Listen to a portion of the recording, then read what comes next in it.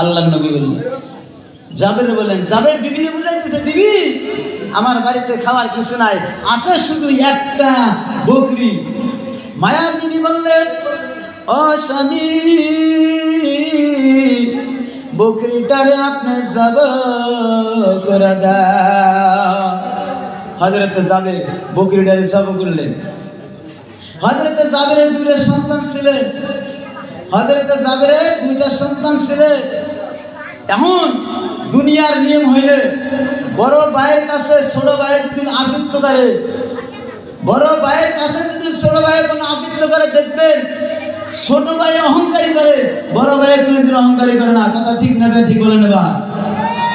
বড় ভাইয়ের কাছে যদি ছোট ভাইয়ের কোনো আশা পায়, ভাই তোমার জামা যে কিনছাও, জামাটা আমার বহুত পছন্দ, এই জামাটা কি আমারে দিবা? বড় ভাই আব্দুল্লাহ, ও মায়ার আব্দুল্লাহ,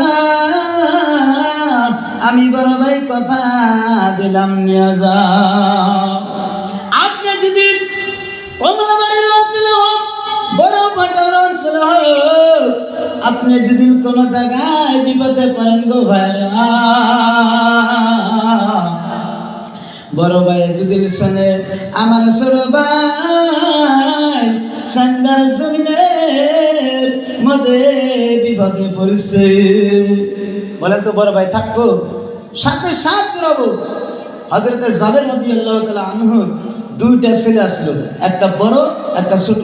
ছোট ভাই বলতেছে, বড় ভাই আব্বা কিভাবে বকরি জব করছে আমার একটু দেখে দাও, আমার একটু দেখে দাও। বড় ভাই কয়, ছোট ভাই